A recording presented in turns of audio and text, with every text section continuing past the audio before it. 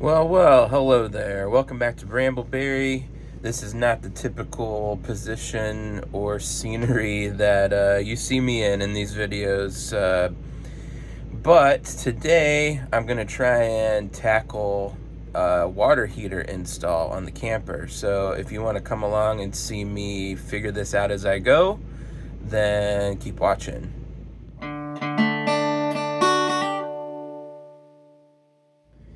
So I'm currently sitting on the floor of our camper and I'm inspecting the water heater, kind of seeing what all's going on in there. I've never done this before, but I'm of the opinion that if you want to do your own DIY repairs, whatever, that you should just dive in and give it a try and see what happens. So that's what I'm doing. Before I dive into this, I need to do a little investigative work to see what all's going down here as far as wiring and stuff goes. A little bit of backstory as to why I'm doing this. So we have a propane water heater in our camper, and it's been acting up on us. It's been faulting out. Like, we have to turn it off and on, and it's probably a pretty easy fix, but we've been talking about for a while now about getting a tankless water heater so that we have unending hot water, which would be super nice.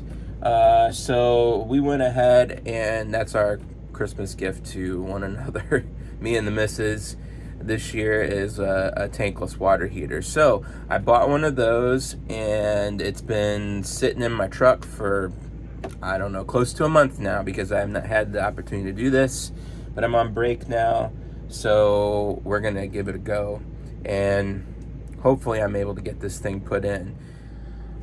So this thing is under our refrigerator, and pretty easily accessible, thank goodness, from this side.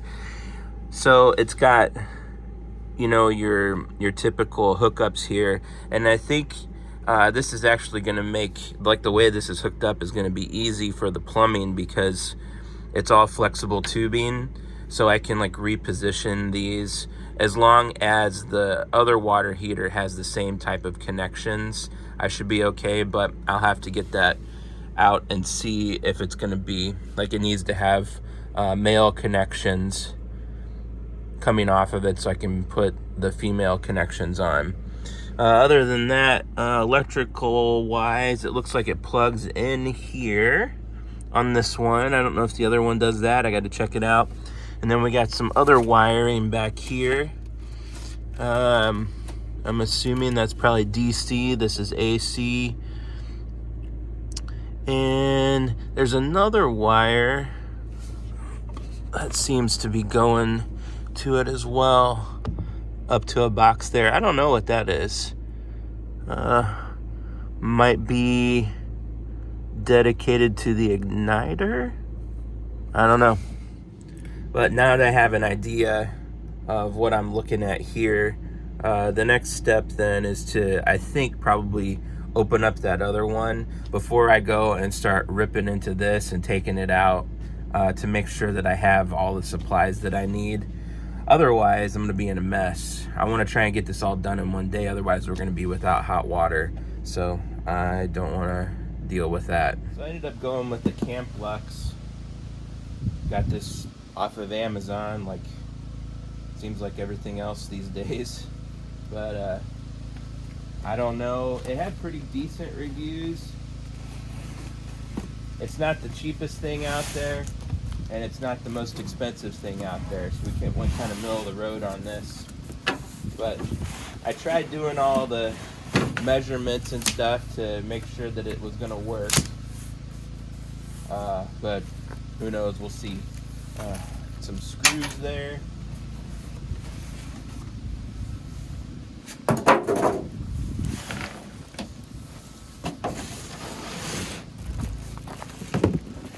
That is the door, looks like.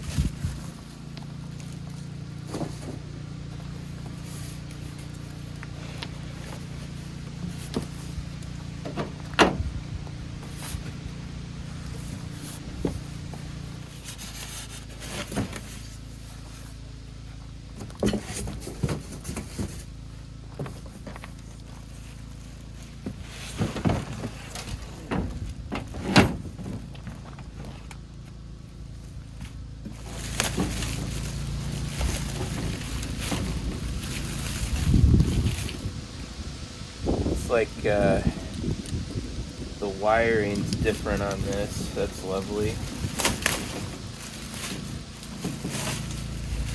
Hopefully there's some direction somewhere.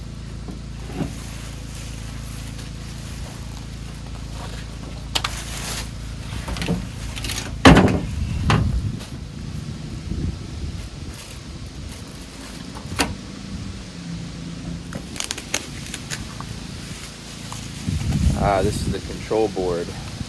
We've got our gas inlet. Nice, it's got everything marked here. And our water inlet and outlet. And it looks like, assuming this is threaded the same, I should be able to use all the same plumbing I have in there. So that's good.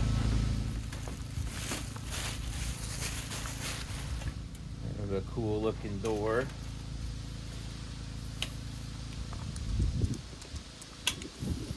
And inside we have our exhaust and then on-off switch, fuse.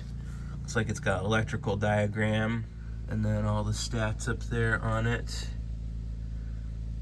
BTUs, all that good stuff. And then we have our manual here, which I'm gonna take back in the camper where it's warm and have a look at.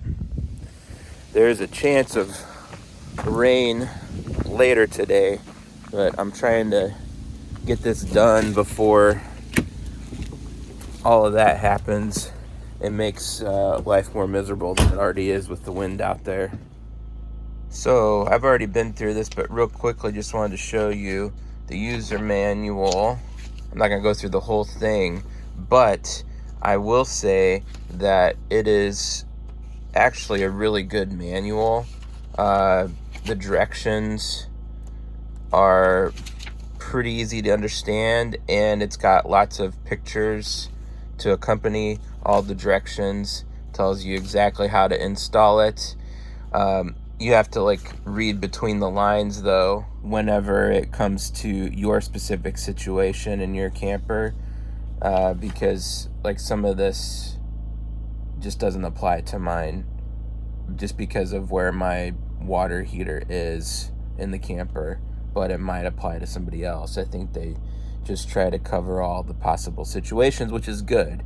So on first glance, you know, we'll see when I get into this, but on first glance it looks like this is pretty user friendly from a DIY perspective, so that's good. So after reading through the manual, I think I'm ready to jump into this thing and start tearing out the old one.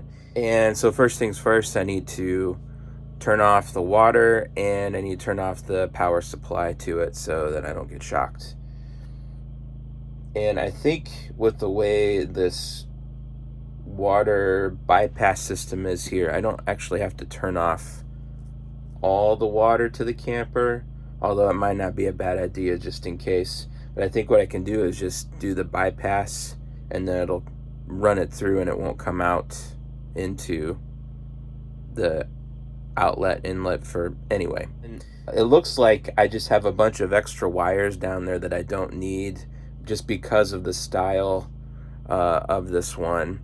Anyway, I'm yakking too much. Let's do something. Actually, I just thought of something. What I probably should do first is get this thing drained, and it's got hot water in it. So I'm gonna turn on my faucets and let the water kind of cycle through until it's all cold water. That way, when I drain it on the outside, like I pull the plug, it's not going to scald me coming out there.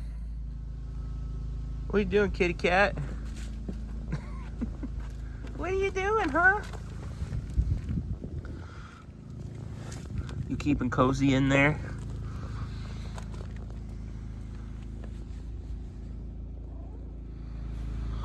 While that's draining the hot water in there, I'd come out here and take a look. And it looks like, yeah, that orange wire is the igniter for this, which I don't think we're gonna need. There's our gas line coming in. It looks like that's a flexible line, so that'll be pretty easy to get off of there. And we've got 4 wires on there.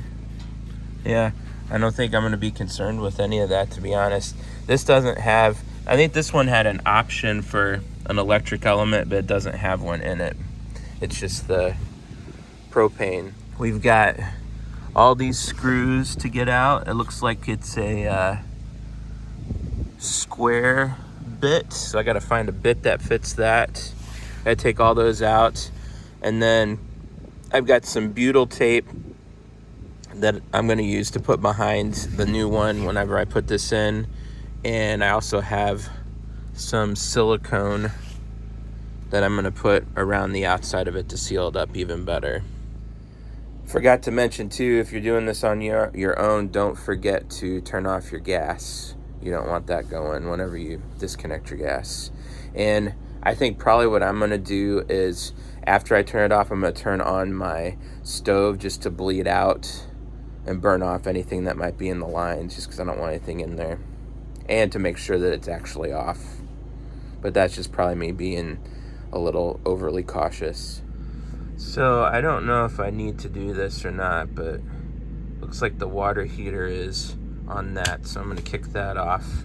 But it's actually plugged in over here, so I should just be able to unplug that, and then it's disconnected from power except for the DC side of it. And then we're gonna go ahead and bypass this.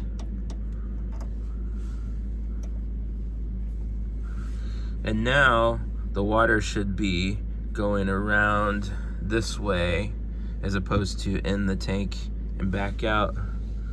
Looks like we have a little drip there. It's always something, isn't it?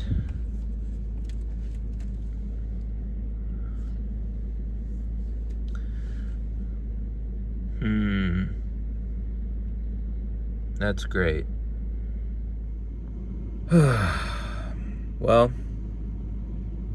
it looks like I may have to go get some supplies, because this thing is dripping, and I don't know why it's dripping.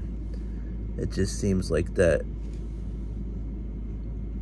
Oh yeah, it's just where the hose, it's loose going onto that valve. I can't leave it like that, because it's just gonna keep dripping. So it's always something.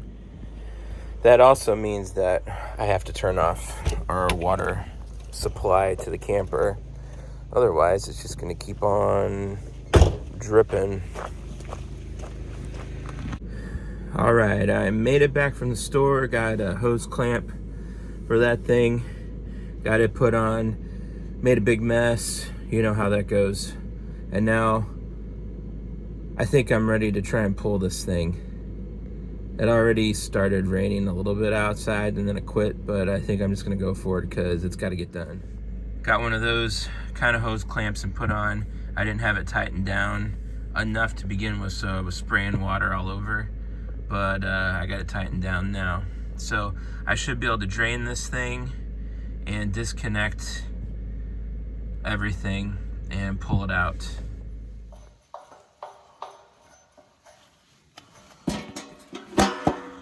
The gas all turned off. This is actually a new purchase for us. Got a big gas tank, 120 gallon tank. So I don't have to go back and forth with all these little ones now, which is gonna be nice. I can still have them as backups, but anyway, gas is off and the water's off.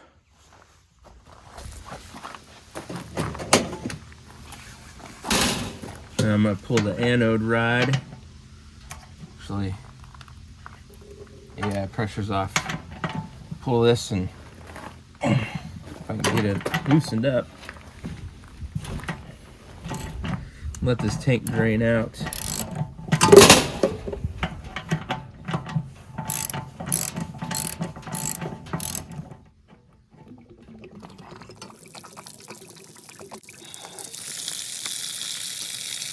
So if you open up this top valve here, pressure relief valve.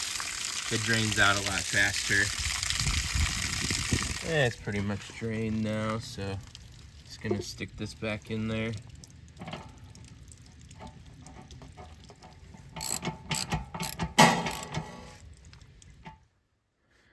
And I forgot to hit record, but I bled the gas out. If I turn this on, nothing's happening, so all good on that front. And it looks like these are just kind of like pressure type fittings with some washers that go in there. So hopefully that'll work on the new one. Otherwise, I'm gonna be going on another wild goose chase, and I don't have time for that today. So fingers crossed, saying a prayer that that works. So this box was in there, and it had that big orange wire going to it that goes out to the igniter.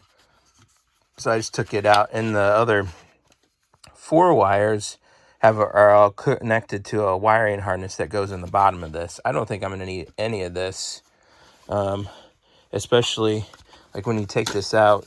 Oops, if I can get it out. I think that was supposed to be glued to something, but it wasn't. It was just screwed in there. Kind of hard to do this one-handed. It says Suburban manufacturing, so I think this is specific to that water heater, so no need to even fool with that anymore. So there was the igniter wire that's disconnected now. This wiring harness was connected up to that, and looks like they were... Can I get that out of there? Maybe. Yeah. All right, so that's up out of the way. Well, it was for a minute. And then I got these wires here.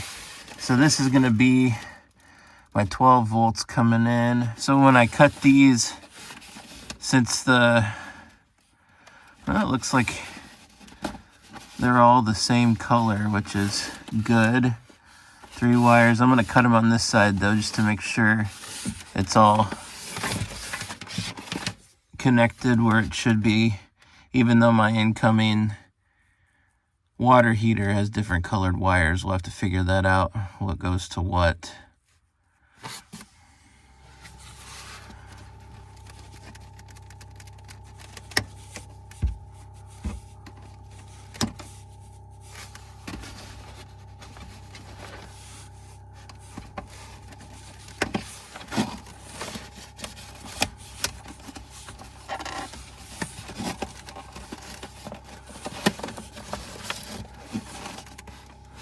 I didn't make it through that one.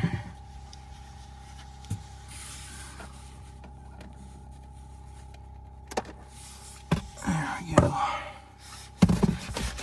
That strap's just in the way.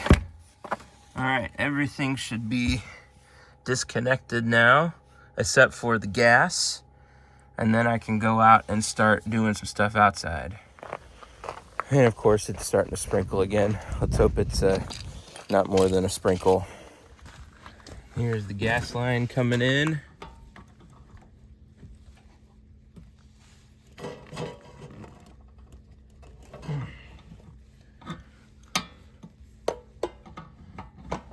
It's kind of a fun one to get into here.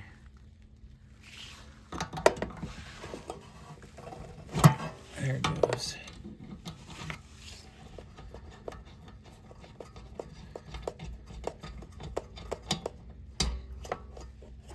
Push that back on through there.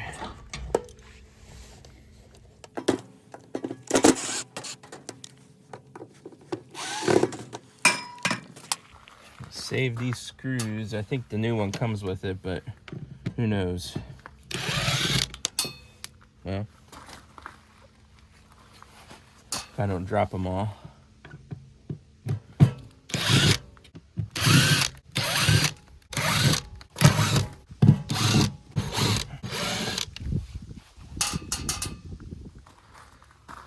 I'm just gonna take a putty knife and try and break this seal along here.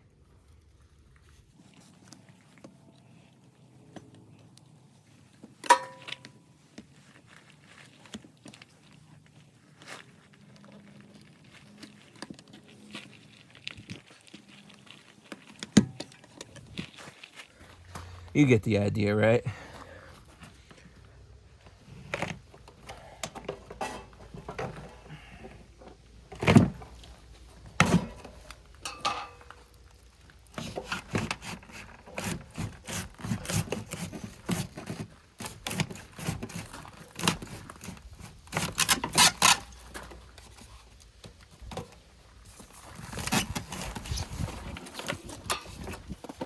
And there we are.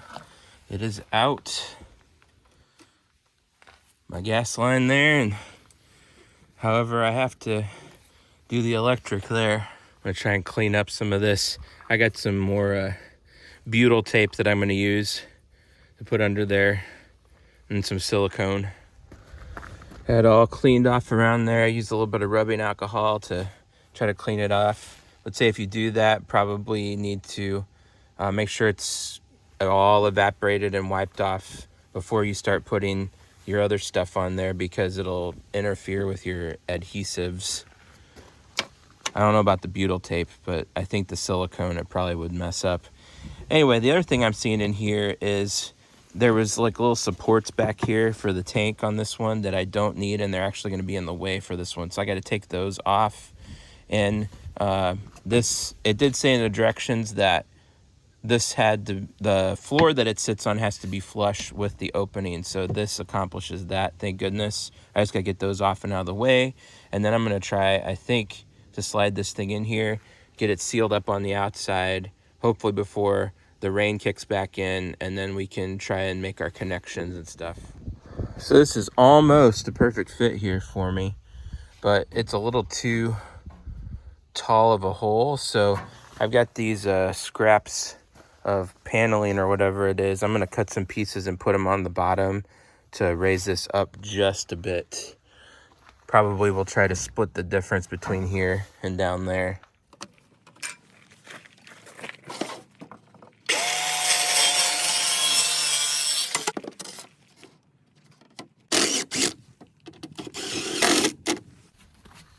And those screws were already in there in this metal piece. I just lined it up and put them back down. I think I'm just gonna let that sit like that, not worry about it.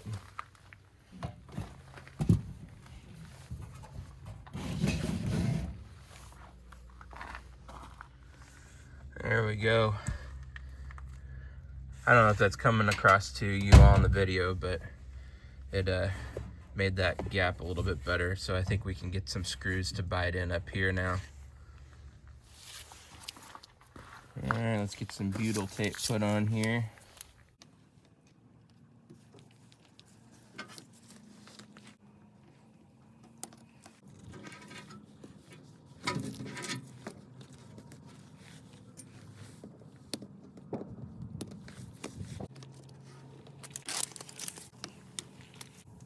And on the bottom of mine here, this part's kind of recessed, so I think I'm gonna put an extra layer of butyl tape across there to fill up that gap.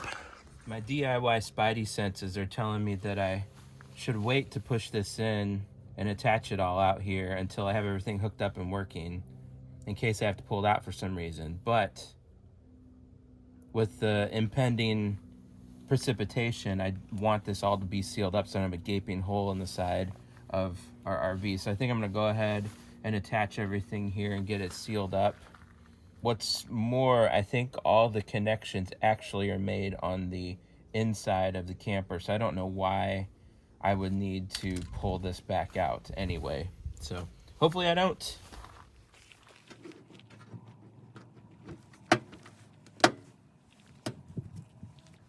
See a little gaps there.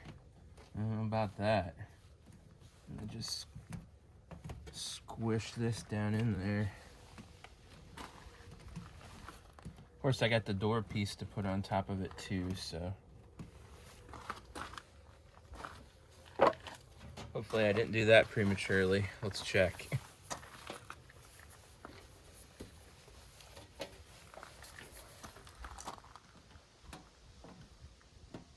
Oh yeah, I need to leave some butyl tape up there for that to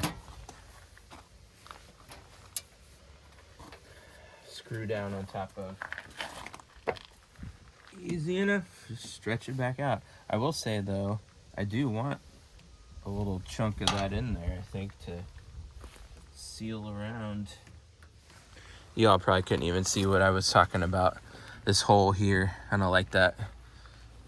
Tried to fill it in some here.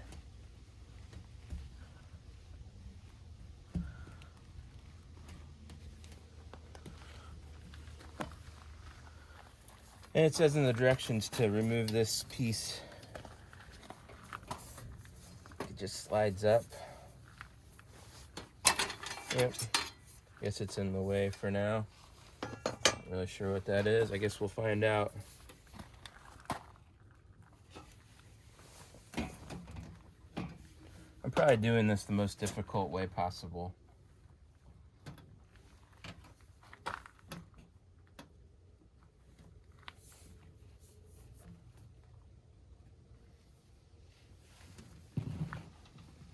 Definitely most difficult way possible. It says to drill those, so I'm gonna drill them.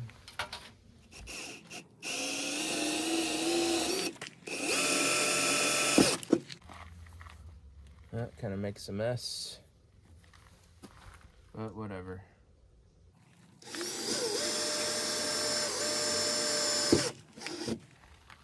Ugh.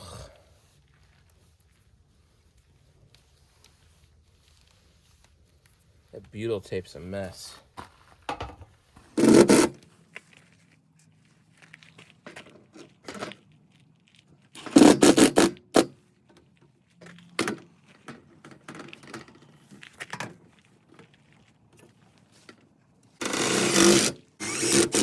It came with screws, but I'm just reusing these old ones, I think.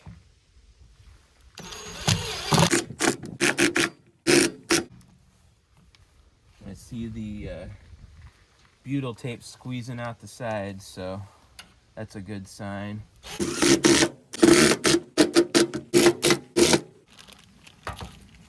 This one has more screws in it, so I guess I will use some of these. Naturally, it's a different bit.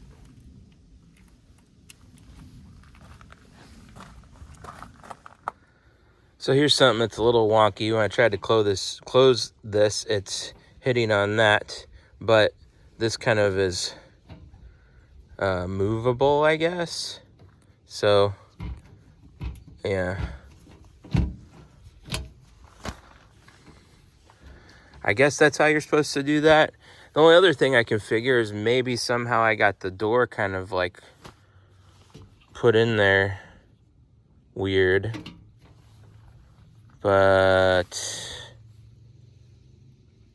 I don't know, like, I guess you can, maybe if you're putting one of these in, try to make sure that it's centered a little bit better than I did so that it'll go close right away. I guess that's not a big deal to have to do that. Unless that thing's hot, which it says hot. I guess we'll just make do. Hope it works. So I got all this excess butyl tape sticking out here. Trying to decide. I think I'm going to trim it out because I want to put silicone around the edge here. We did okay down there and around that edge. Of course, I don't know how I'm gonna get that out of there. I guess I could just silicone over the top of that.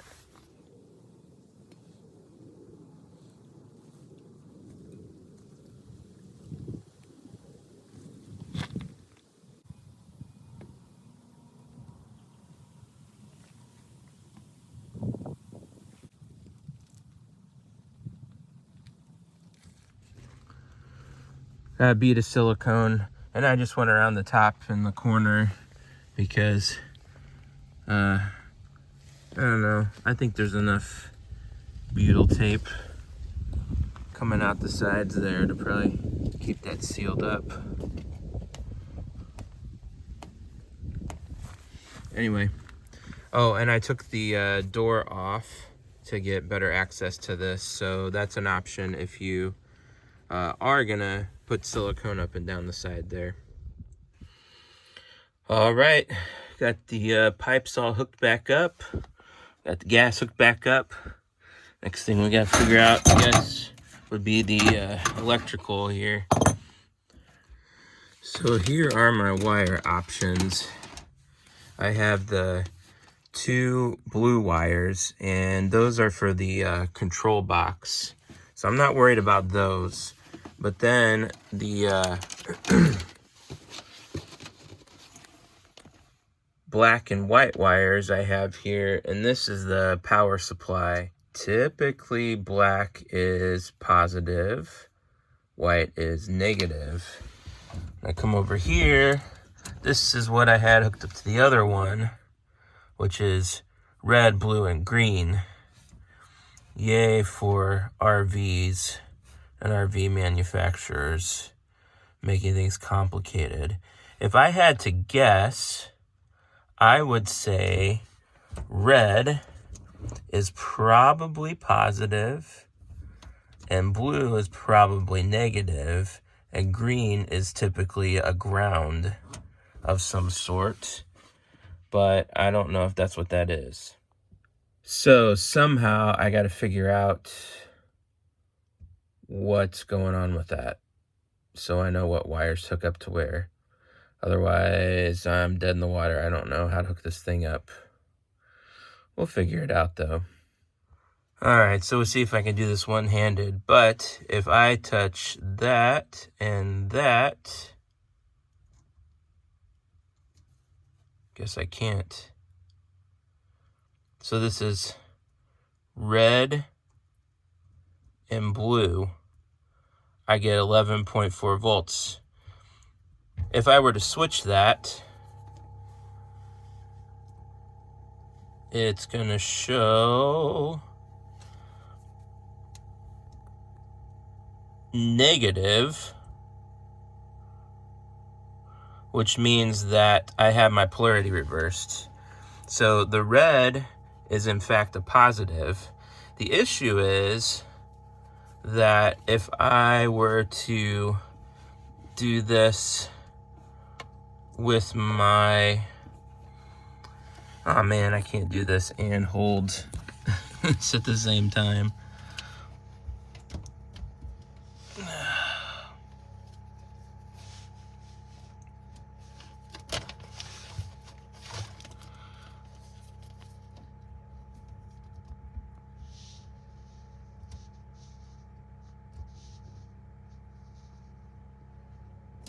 Okay, so I'm trying to remember what happened here. So if I do green to blue, nothing happens. So, but if I do red to green, I get voltage. But once again, the red is the positive. So both of these are coming up as possible for a negative. So I got to figure out which one to use, or maybe either one of them can be used. I don't know at this point, but I know my red is my positive. So now I got to figure out what to do with those. So whenever I do red to blue, the voltage is like 11.7. And then when I do red to green, it's 12.6 or something. So I think what I'm going to try to do, right or wrong, we're going to find out, is use the green as my negative wire, because the voltage is less on that other one. And this should be, I mean, this is a 12 volt system, which means it should be at least 12. Yeah, anyway, that's my reasoning for what it's worth. As always, do your own research. Also, I'm not an electrician. All right, the next thing to hook up is the control board here. And that's pretty straightforward. It's got 2 wires. You hook it to the 2 blue wires. And I'm not really sure where I want to mount this yet. The easiest thing would be to just mount it down here on this panel, but then you got to bend down here and look at it all the time, and I don't know. I think that's probably a question for the missus to answer, so I'm just going to hook this up temporarily for now, just setting down here, and so that it works and we can actually take a shower tonight with hot water, hopefully, and then we can reposition it later. You know, it'd be nice if it was up there by all of the other controls, but then I've got to, like, I don't even know how I would do that. I'd have to snake wires down through, underneath. Yuck. Gross. That's probably not going to happen. Anyway, let me get this hooked up so that we can see if it works. All right, it's getting close to the moment of truth. Look at my Mau. Sorry. The cats always like to sit. Oh, hey, it got dark. Sorry about that. But I have to switch this thing on. It has a switch on the outside. Man, you really can't see anything, can you? This is what happens when you live out in the middle of nowhere. It's awesome. I would show you the stars, but it's cloudy, so no stars. And there's the switch. The switch is not on the inside, so it's not going to switch on until I switch it on in there. It's got multiple switches because I already had a switch. Still not a fan of that thingy. But whatever. The latch is kind of cool. All right, let's go back in.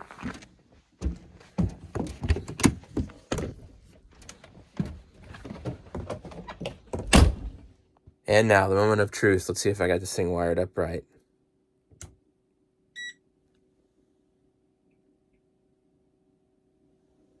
I heard a beep.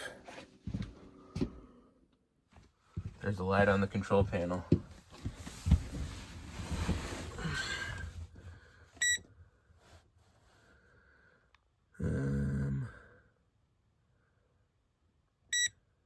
Yes.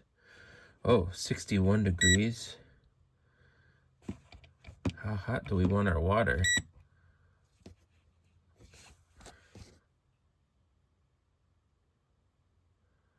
Output temp 61.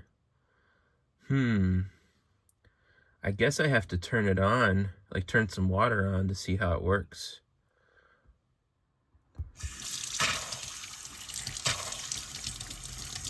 Oh, I hear it. It's doing a thing. Look at that.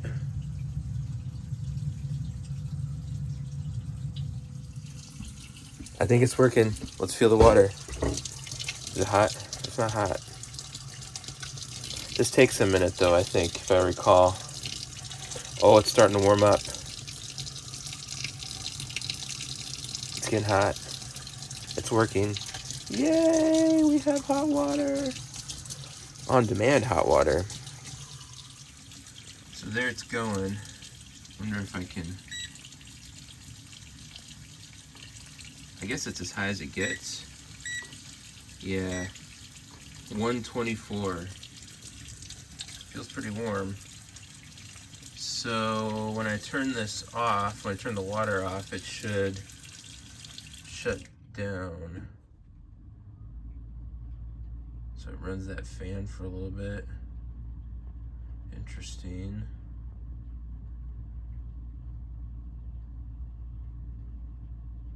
Wonder how long that runs.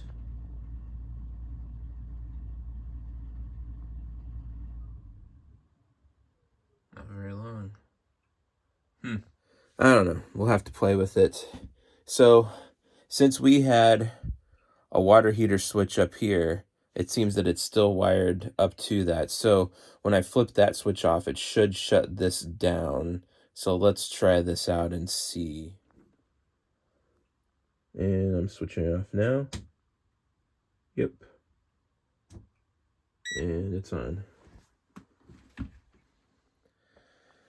So I think what I'll probably do is just leave the switched on the outside and then use this one, and we'll probably leave it on all the time, especially in the winter, because this unit has an anti-freeze protection on it, so that whenever it drops below a certain temperature outside, it kicks on to keep the unit from freezing up. So that is good. I want to make sure it had that, because that was one of my worries and why I hadn't got one of these, because I thought, well, if it doesn't hold hot water in the wintertime, then the unit's going to freeze up. But apparently they've thought of that, so that's cool. But anyway, yeah, I could show you some other odds and ends, I guess, here about me installing this, but I don't know where I'm going to install it. So the main thing is that it's working. I chose correctly on the wires, and it's making hot water, so awesome. If you watched this long, I hope you got something good out of it. I don't know. If you have questions and want to ask me, I could try answering them. I may not know the answer, but I could try. Other than that, if I get a chance, I'll let you all know how this thing is going in the future. And I thank you for watching. Have a very blessed day.